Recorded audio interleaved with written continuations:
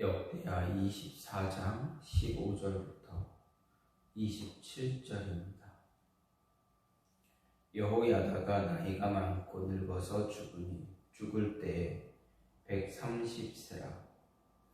무리가 다윗성 여러 왕의 묘실 중에 장사하였으니 이는 그가 이스라엘과 하나님과 그의 성전에 대하여 선을 행하였음이더라. 여호야다가 죽은 후에 유다 방백들이 와서 왕에게 절하매 왕이 그들의 말을 듣고 그들의 조상들의 하나님 여호와의 전을 버리고 아세라 목상과 우상을 섬겼으므로 그 죄로 말미암아 진노가 유다와 예루살렘에 임하니라. 그러나 여호와께서 그들에게 선지자를 보내사 다시 여호와에게로 돌아오게 하려 하시매 선지자들이 그들에게 경고하였으나 듣지 아니하니라.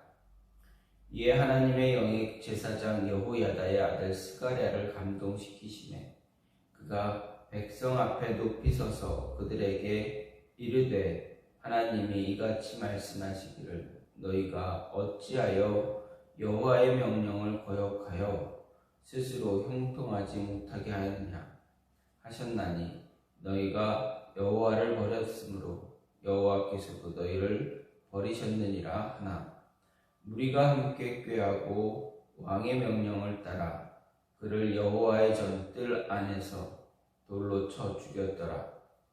요아스 왕이 이와 같이 스가랴의 아버지 여호야다가 베푼 은혜를 기억하지 아니하고 그의 아들을 죽이니 그가 죽을 때에 이르되 여호와는 감찰하시고 신원하여 주옵소서 하니라.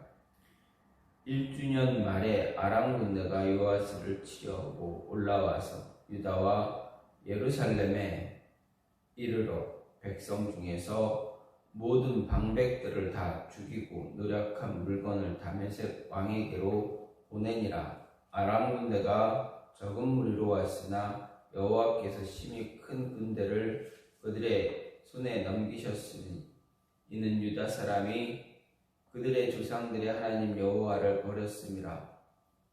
이와 같이 아람 사람들이 요아스를 징벌하였더라.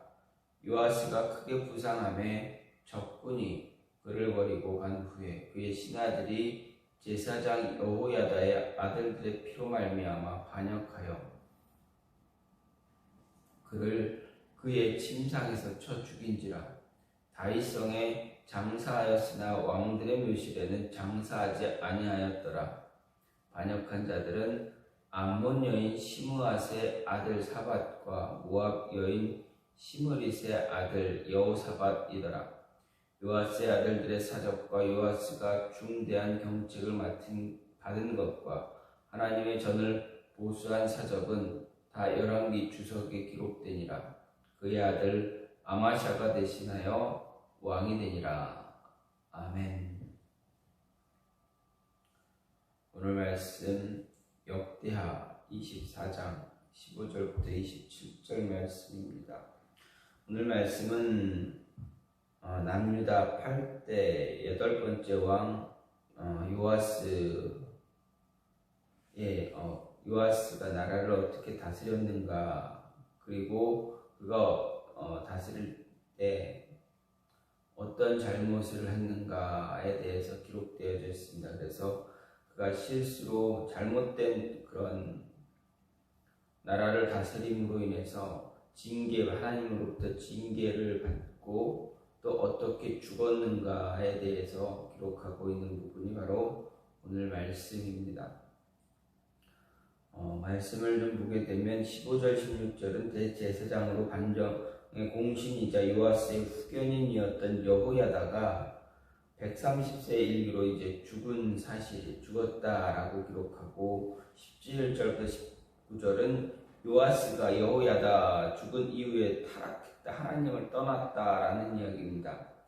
하나님 여호와 하나님의 전을 버리고 다시 우상을 숭배한 사실, 그리고 20절부터 22절은 요아스가 하나님의 율법을 버리고 우상을 숭배한 자신과 유다 백성들의 행위를 책망한 스가랴 선지자를 성전뜰에서 돌로 쳐 죽인 사실, 그리고 23절부터 27절은 요아스와 유다 백성들의 타락에 대한 하나님의 징계로 아람의 남유다 침공, 그리고 아람과의 전쟁 중에서 부상당한 요아스를 그의 신하들이 죽인 사실을 이야기하고 있습니다.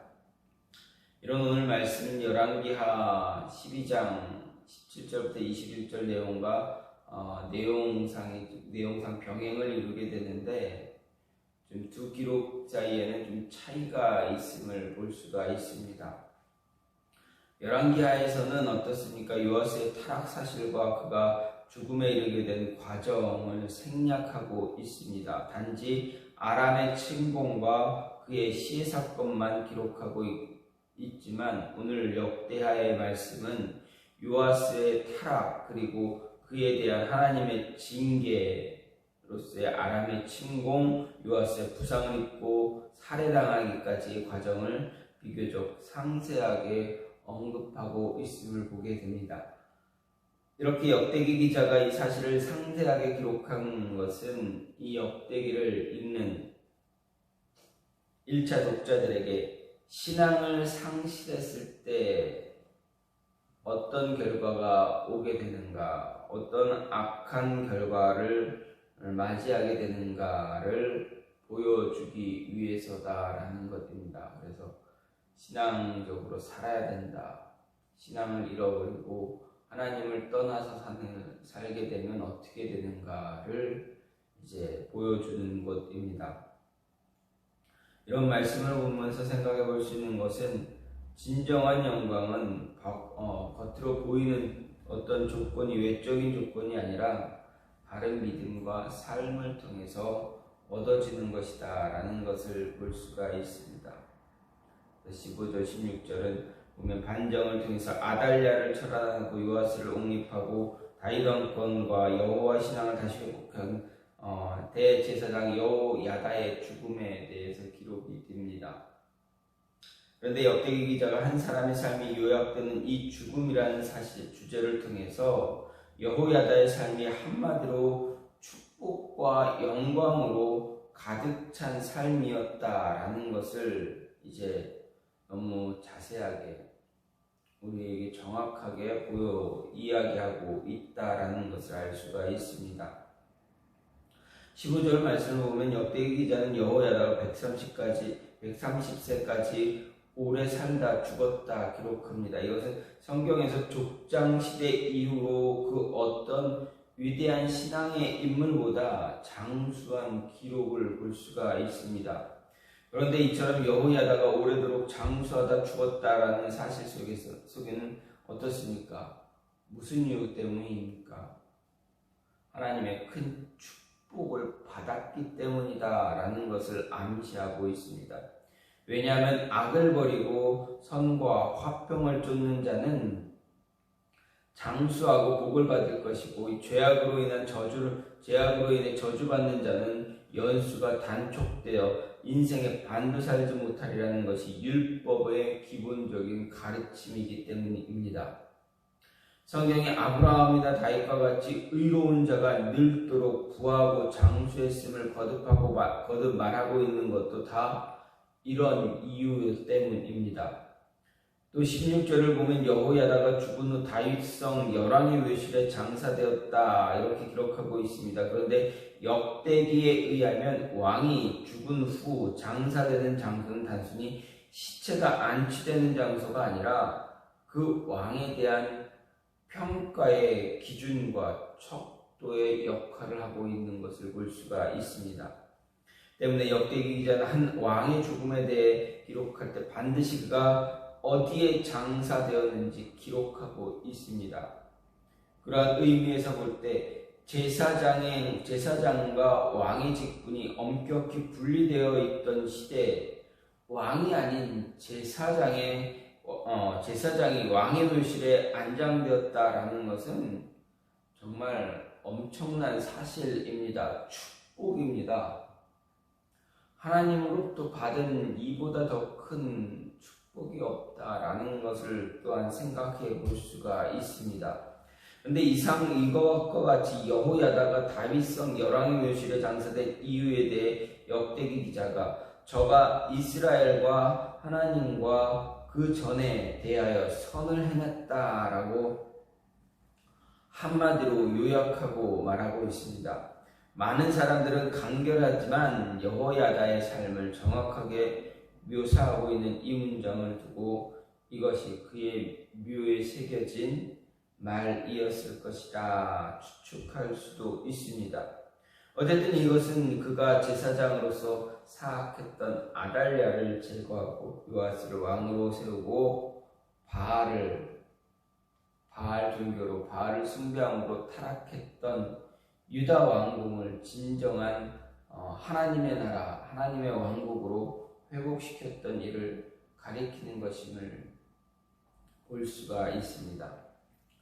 때문에 정작 왕이었지만 여호야다 사후에 하나님을 배반한 요아스는 열왕의 묘실에 들지 못한 반면에 제사장 여호야다가 왕의 묘실에 들었다는 것은 언약의 관점에서 볼 때 당시 하나님과 유다 백성이 여호야다를 진정한 지도자로 인정했다라는 것을 말해주는 것이라 할 수 있습니다.